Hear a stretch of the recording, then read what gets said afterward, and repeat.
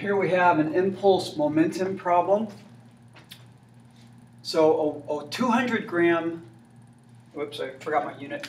200 gram, that's the mass of the softball. A 200 gram softball travels horizontally at 25 meters per second. Roxana is the batter. Roxana hits the ball with the bat. The bat and the ball are in contact for 1/10 of a second, 0.1 seconds. The ball leaves the bat in the exact opposite direction at 30 meters per second. And then we're going to determine a whole number of things. A, the change in momentum of the ball. B, the impulse of the bat on the ball. C, the force of the bat on the ball. D, the force of the ball back on the bat. E, the impulse of the ball back on the bat. And the last one, F, the change in momentum of the bat itself. And there's an assumption here I'll talk about later on. So write down your units. You're only given information about the ball.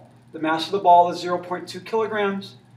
The initial velocity of the ball is 25 meters per second. Because it's in the exact opposite direction when it leaves, I made the final velocity of the ball. By the way, this is S for softball. The final velocity of the softball is negative 30 meters per second because it's in the exact opposite direction. That negative sign is really, really important because impulse, momentum, they're vectors. Direction really matters. And then the time they're in contact is 0.1 seconds. All right, I'm going to end up going over to the other whiteboard to solve this. Okay. So, continuing on, let me write the units one more time, or the variables. So the mass of the softball is 0.2 kilograms. Its initial velocity is 25 meters per second. Its final velocity is 30 meters per second. And the time in contact is 0.1 seconds. So, for part A, change in momentum of the softball would equal the mass of the softball times velocity, final minus initial velocity. So, final minus initial velocity. Again, S for softball. So, if you remember, M times V is momentum. Change in momentum would be final minus initial, final momentum, and then mass times initial velocity would be the initial momentum. So 0.2 times negative 30, excuse me, I forgot the negative sign, because it's going in the exact opposite direction after it leaves the bat, minus the initial positive 25. By the way, whether you make the final velocity negative or an initial positive or vice versa is totally up to you because it's an arbitrary choice. Yeah, if you did it the other way around, your sign would be different in the end, but it's your choice. So this is 0.2 times a negative 55, which comes out to be negative 11 kilogram meters per second. The next part, B, asks for the impulse of the bat on the softball. Well, the impulse momentum theorem says that impulse causes the change in momentum. Well, what caused the change in momentum of the softball? The change in the motion of the softball? The bat. The bat provides an impulse on the softball, causing the change in momentum of the softball.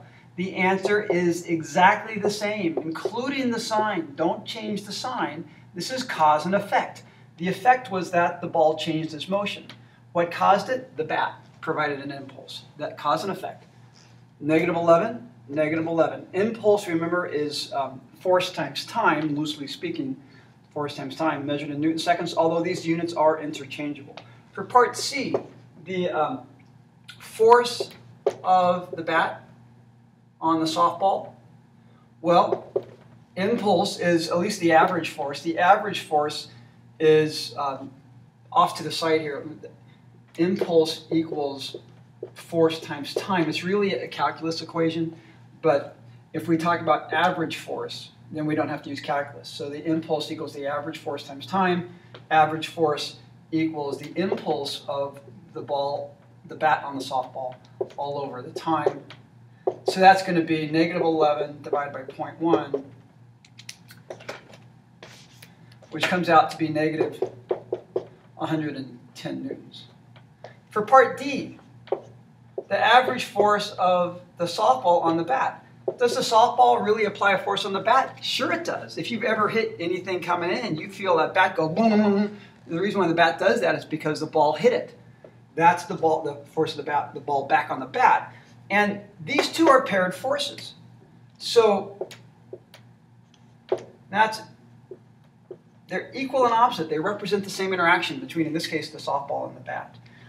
And so why is that true? Because of the third law, Newton's third law. So this must be minus a negative, which is positive 110 newtons. That's my kind of question. Part E, the impulse of the softball on the bat. Well, that's going to equal the force of the softball on the bat times the time. And that is 110 times 0.1, which equals 11 Newton seconds. Notice that that is equal and opposite to the impulse of the bat on the softball. So the bat on the ball and the ball on the bat, those impulses are equal and opposite. It is yet another statement of Newton's third law. And then the last one is the change in momentum of the bat. Well, that is caused by the impulse of the softball on the bat, which we just calculated to be 11. So the answer is 11 kilogram meters per second. Now, there's a little more to this and that we'll talk about in class. But in terms of just answering this question, that's the final answer. I do want you to notice, and really one of the goals of this is to introduce the idea of conservation of momentum. And that is that this is equal and opposite to that. So the change in momentum of the softball is equal and opposite to the change in momentum of the bat. Their momentums are exchanged. We'll talk about that in class.